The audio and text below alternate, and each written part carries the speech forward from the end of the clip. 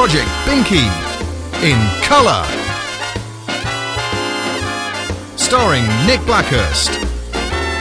Also starring Richard Brunning. And Rex Hamilton as Abraham Lincoln. Tonight's episode, hair conditioning.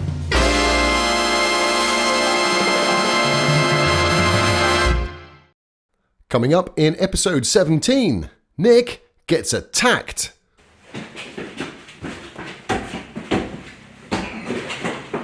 I model our spring-summer range of PPE.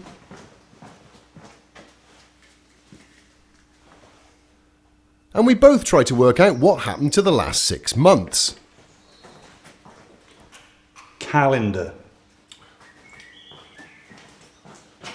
At the end of the previous episode, we'd whipped up an empty aluminium box destined to be the heart of the new HVAC system for the Mini.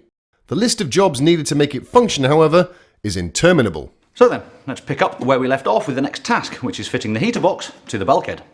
To affix the box to the car, we're making some little alley tabs to weld onto it. This is all standard BOM fare.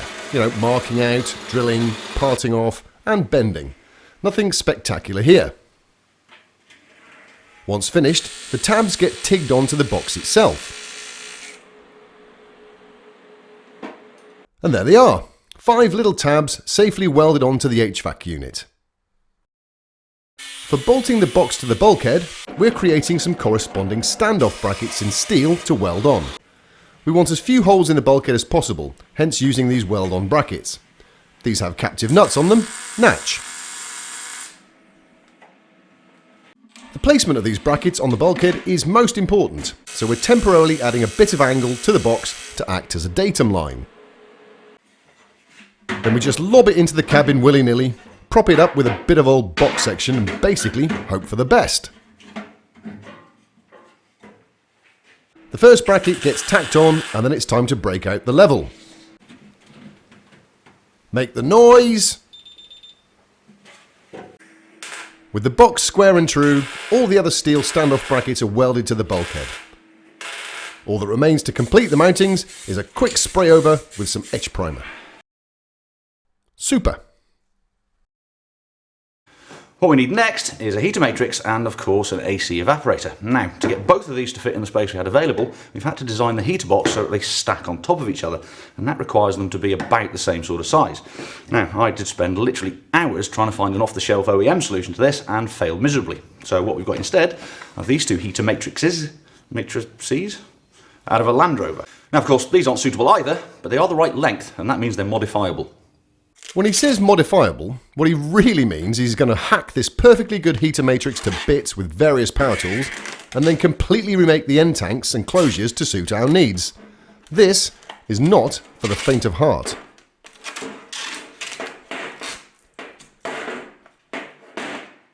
After protecting the faces of the matrix with some cardboard, he gets down to cutting off the bottom tank with the grinder. The screwdriver completes the job and the end tank is off. The top tank was removed in the same fashion, and now the naked matrix needs cutting down to size. A steady hand and lots of patience is required for this procedure. It could go very wrong very quickly. Careful measuring is also required. Imagine cutting one too narrow, Nick. You'd have to start all over again, wouldn't you? To clean up the mess left by the bandsaw, a visit to the bench grinder is in order. With the matrix now cut to size, we can mark out and make the first of the end tanks. This one is just a rectangular aluminium box and dead straightforward. There it is, now ready to be welded to one end of the matrix. The fit is good and snug, so now it's time to break out the TIG.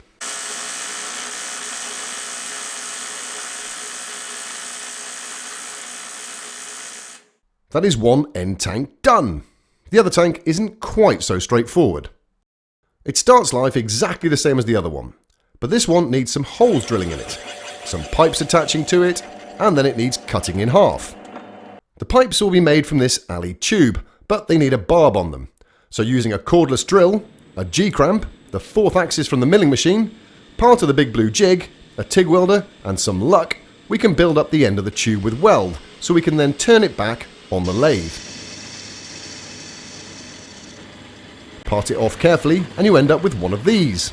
Do it all twice and magically you end up with two.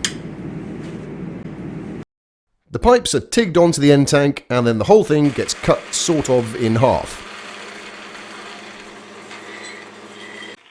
A quick finish by hand so that they fit nicely around this divider that we've already welded to the centre of the matrix. The divider allows the water to flow up one half of the matrix and then down the other side before going back to the engine and around the rest of the cooling system. After filing down the wells to allow the other half to mate up nicely, this gets tigged onto the matrix. Now all that's left is to fit a couple of side strips to protect the water tubes. There, sorted. That's the finished heater matrix. And we've lost a bit of core size over the original Land Rover Defender one, but we've gained about 25% over the original Mini Matrix. And we've gone up in bore size of the pipes, so we should have more flow. Time to use some compressed air to see if we've got any leaks. I've got the air pressure regulated right down at the moment because there's not a lot of volume in this matrix, and after all that hard work I really don't want it to explode. As a bit of a backup, I've left the clamps off the hoses, so if there is too much pressure in here, they should just pop off. So, let's see what we got.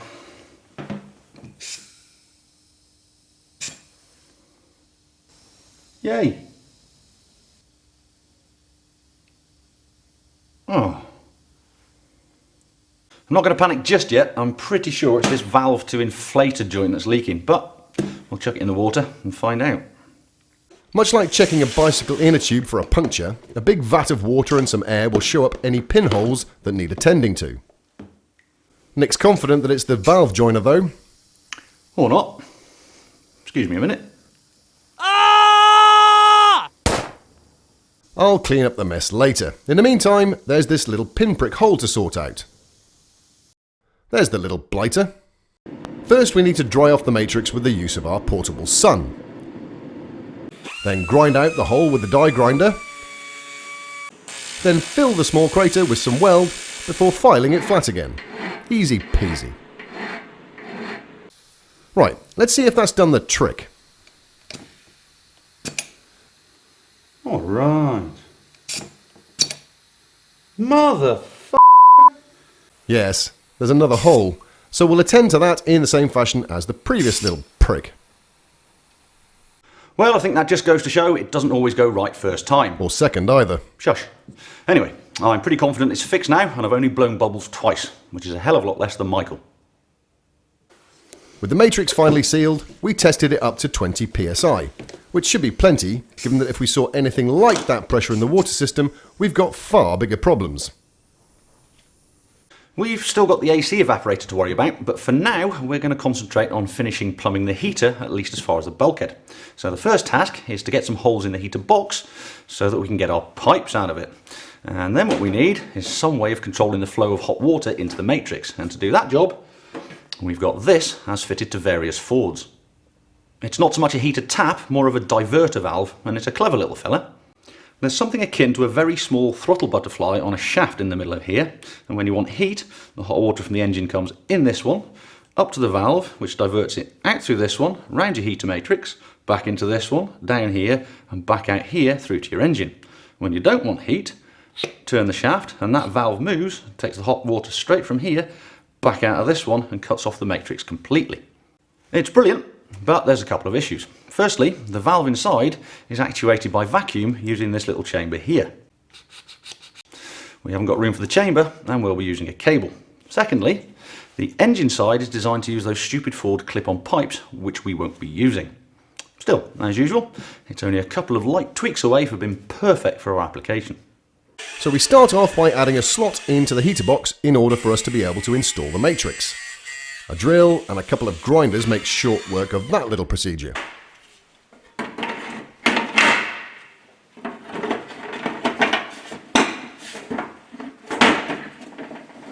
There's lovely. Now it's time to modify the valve. When he says light tweaks, what he really means is he's going to hack this perfectly good heater valve to bits with various power tools and then completely remake the actuating mechanism to suit our needs. The finger sander first takes the rough plastic off to give us a nice flat surface. It also sands off the divots for the stupid Ford hose clips. We then chop the longer tail off to the right length, and then using a Jubilee clip as a guide, file some shallow rings around the tails for the hose to grip onto. After carefully drilling 2 small holes in the valve housing, it's time to affix this lovely little cable bracket what we made.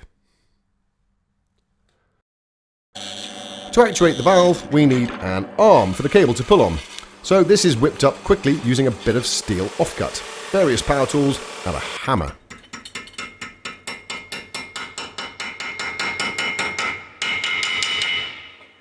The arm needs welding onto the valve shaft, so we whip out the MIG this time, as speed is of the essence so as not to damage any O-rings or delicate bits inside the valve. It gets launched into the water to cool it instantly. After drying it off and attaching the cable, we've got this. And this we can use. Next job is to pipe it to the heater box. This 90-degree elbow is too long, so to cut it down to size, a sharp knife and a lathe sort that out.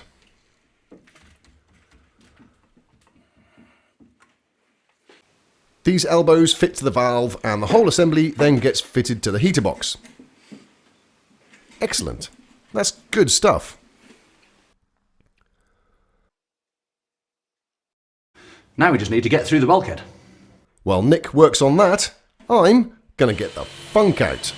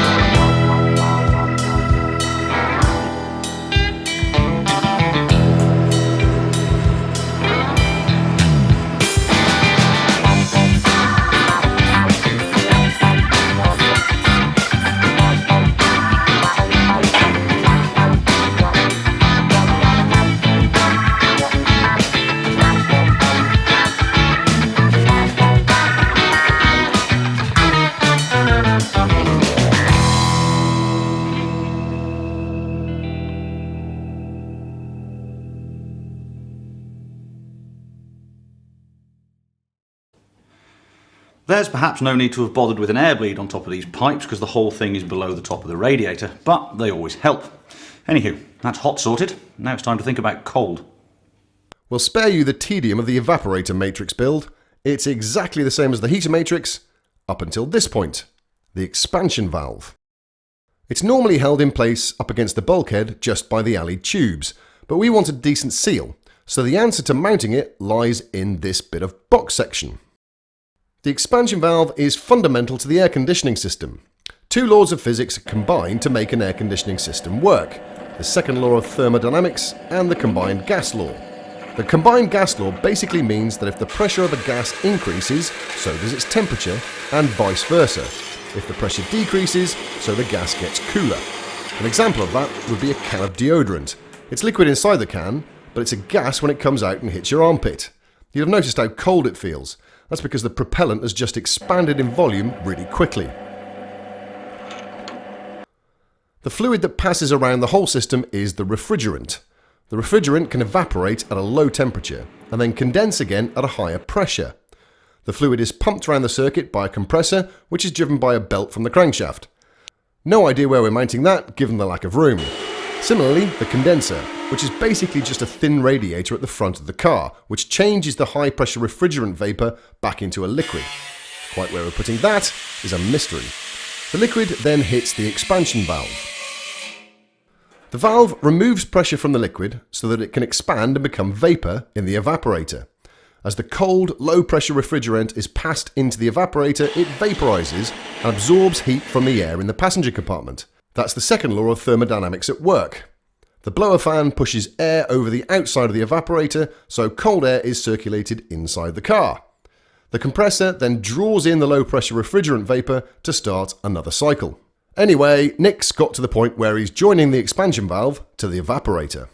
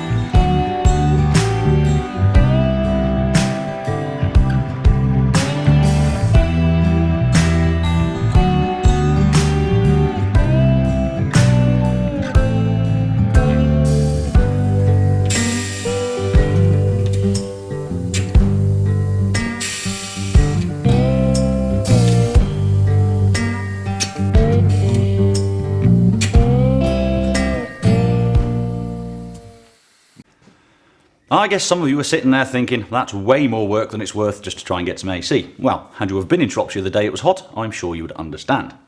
Anywho, it's a moot point at the moment, because the AC nor the heater are going to work unless we can get some air into the cabin to blow around. And for that, we need a sodding great hole in the bulkhead. The sodding grate hole corresponds with this hole for the blower in the HVAC box.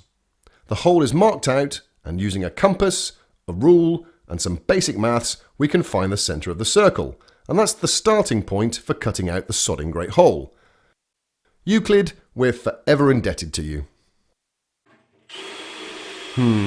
This little step drill is not exactly what I was expecting, to be honest. I thought you said we were cutting a big hole in this. I haven't finished yet, have I? Shut up and put the bolt through. Alright. He's up to something. Not sure I like it, because normally when this happens, things can get somewhat unexpected. Nobody freak out. Holy crap, it's the plasma cutter. I'm leaving immediately for somewhere safer, like Syria or Hull.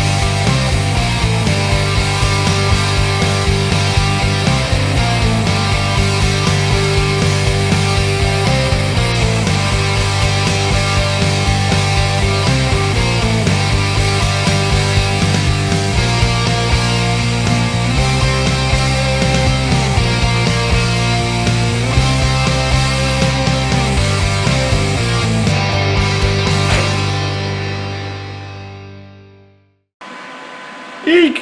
Well, quite.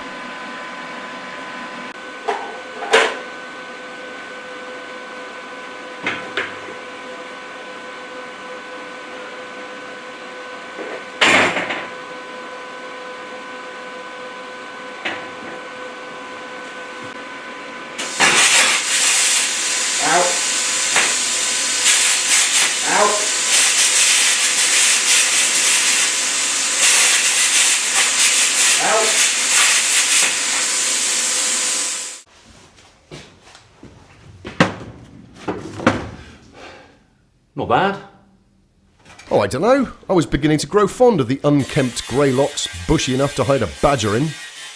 Still, the plasma cutter did a reasonable job, so a quick run over with various flappy wheels and the hole is pretty much sorted.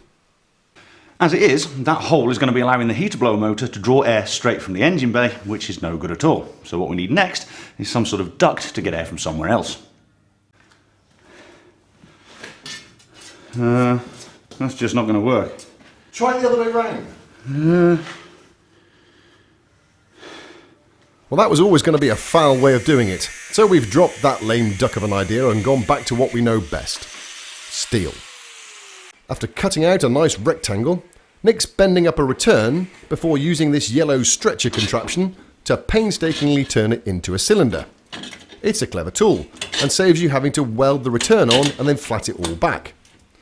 A few gentle taps with his favourite hammer seem to be more for effect than anything else. A Jubilee clip holds it together around a tube while the seam is tacked up.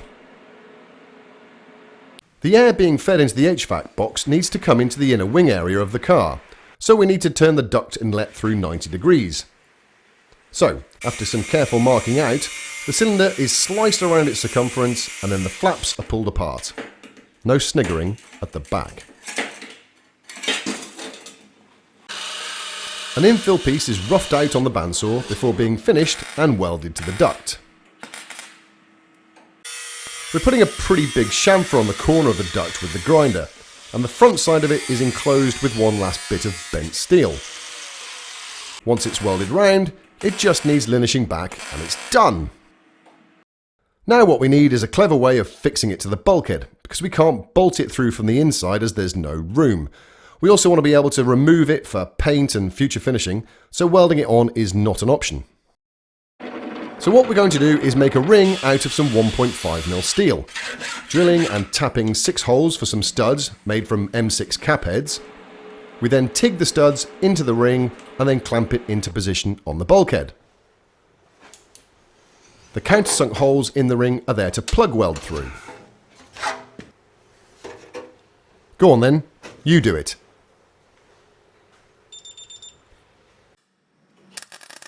It was clearly necessary to add as many mole grips as possible to complete the fully clamped down look.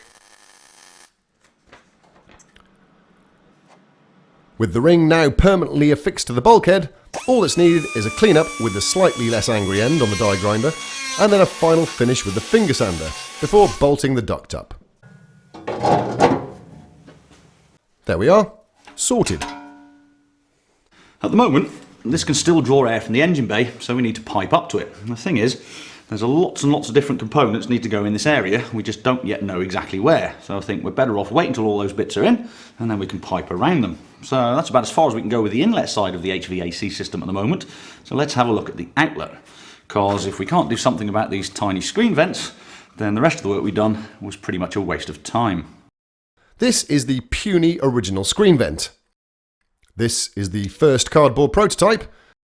This is the second cardboard prototype. And this is the third and final cardboard prototype.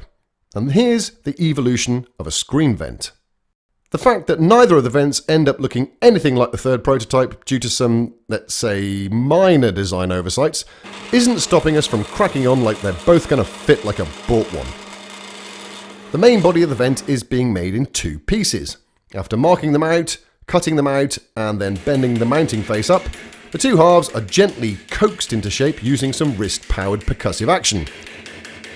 Few people get more wrist action practice than Nick. The 2 halves are then tacked together with the TIG. We need a tube to fit the ducting hose onto, so the trusty old Myford is fired up once more to clean off the end. The tube is tacked onto the main vent section, and then the gap between the 2 halves is fully welded up. Now we could pretend that it was supposed to be like this all along, but truthfully, while it fitted fine, there was no way to attach the hose without it fouling on the fan speed resistor.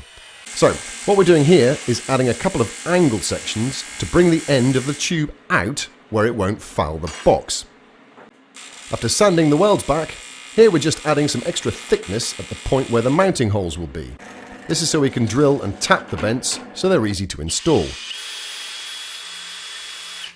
Here's the completed passenger side vent. And here's the driver's side, complete with a notch in it to clear the hump in the bulkhead. I told you they'd look nothing like the final prototype. Anyway, that's all the major constituent parts of the HVAC system sorted. Time, I think, for a brew. And a bicky.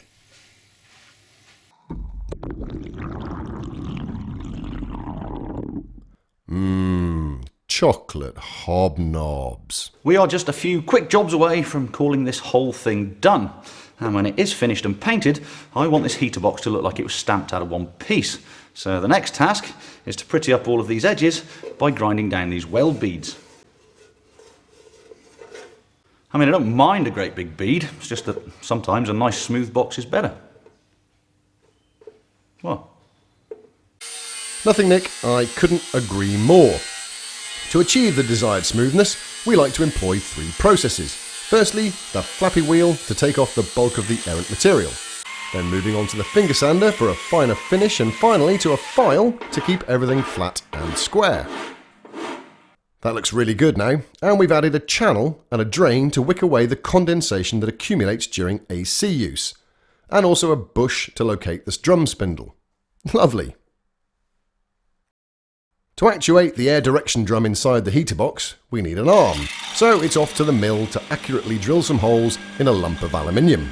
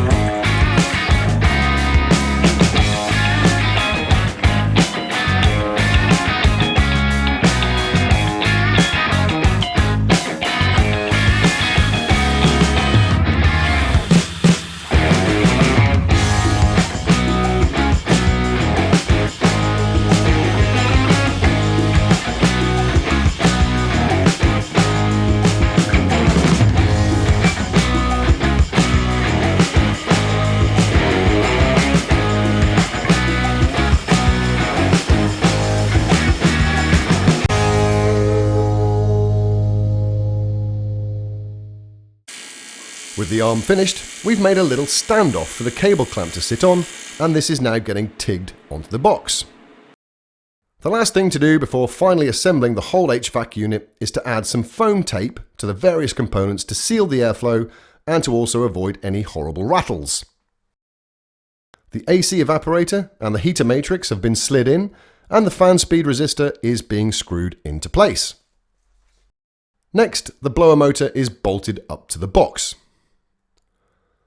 With all the components in and fitting snugly, let's have a look and see what we've got. So, in case any of you are still watching, before we bolt it together, let's have a quick overview of how the HVAC box works. Air gets drawn in from the outside, through the centre of the fan and round the snail shell section. The motor is designed to run constantly, so part of the air gets drawn in through this hole and down this tube to cool the fan motor. This is the fan speed resistor. It works by dropping the voltage to the fan motor. It gives us 4 speeds. But in doing so, these coiled wires get really hot, so some of the air has to pass by those to cool them down. Then we get to the 2 heat exchangers. The top one is the air conditioning evaporator, and that one keeps you cold. The bottom one is the heater matrix, and that one gets you hot. And the reason they'll work stacked is because you wouldn't have both of them on at the same time. And finally, the air reaches the distribution drum, where we can direct it to the screen, your feet, or your face. You know, like a normal car. After all that, it's high time we bolted this bad boy together completely. It's been assembled dozens of times over the last few months with all the test fit for clearances, etc., but never with all of its bits inside. It's a nice tight fit, and the 2 halves need a little light persuasion to mate up fully.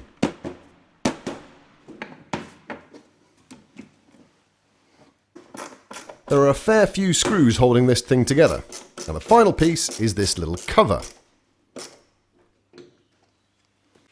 With the HVAC unit fully assembled for the first time, it gets bolted to the bulkhead. And then the screen vents go in, first the passenger side, and then the driver's side. What we need now is some super expensive, super flexible air ducting hose to pipe it all together. Each one of the 6 outlets needs a hose, and they're all different lengths, so the grinder is employed to neatly slice them up. This ducting hose is fantastic stuff. It's really flexible and can be bent through 180 degrees right back on itself without any loss of cross-sectional area. The first hose is on, and after wrestling with the other hoses for much longer than we'd ever have imagined, here's the finished ducting. To get a heater and air conditioning system to work the way we wanted it to, we've had to pack an awful lot of stuff into a very small area. The whole assembly sits in front of a line taken from the back of the 2 A-pillars, giving us no more than about 150mm or 6 inches of depth to work with. Well, there you go. Everything you didn't even know you wanted to know about building a custom HVAC system. I think if nothing else, we've probably shown you why a lot of people just don't bother. Although to be fair, there's a lot more arse in this one than you would normally expect due to our lack of space. I think we sometimes forget just how small minis actually are. Now the time. Well, we have lost 5 or 6 weekends for Christmas, man flu and snow, but there's no getting away from the fact there is, well, let's just say, well over 200 hours in that lot so far, and we haven't actually finished it yet. We'll get to the engine stuff in due course, but for now, 2 questions remain. Will it actually work, and can we still get a dashboard in there? So for the will it work, we've got the time-honoured airflow indicator material, very expensive. Thanks, Mum. The strips of wool are then stuck to some masking tape and then attached to the various orifices. This is all high-tech stuff, you know. So, the moment of truth.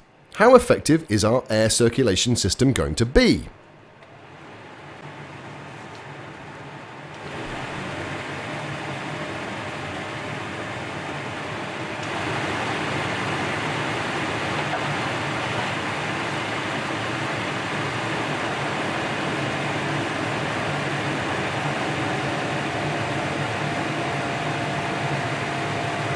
Well, I'd say that looks pretty effective. The original Mini had 2 fan positions, off and might as well be. We've got 4 whole fan speeds, now to be labelled as low, medium, high and hurricane. Excellent. As for the dash, well, that fits in just fine.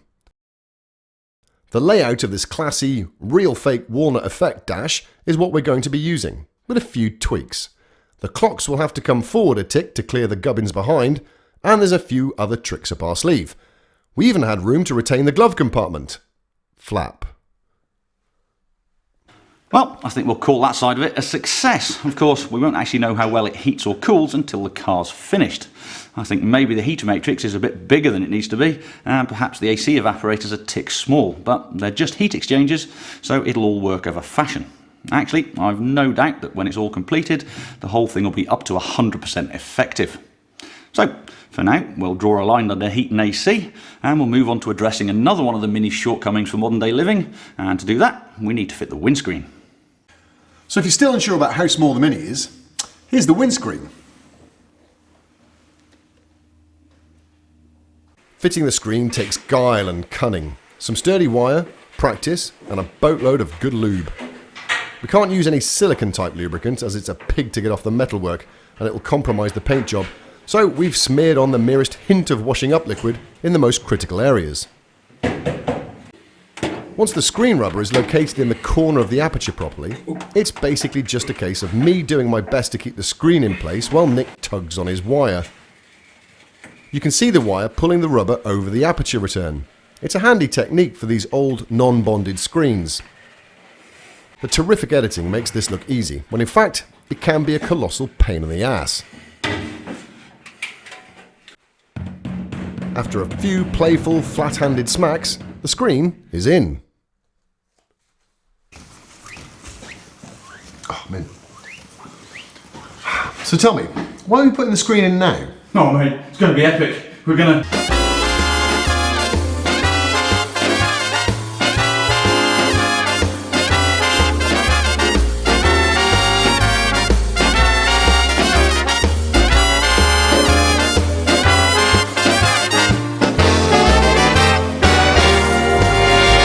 Be sure to tune in next time for another exciting episode from the files of Project Binky.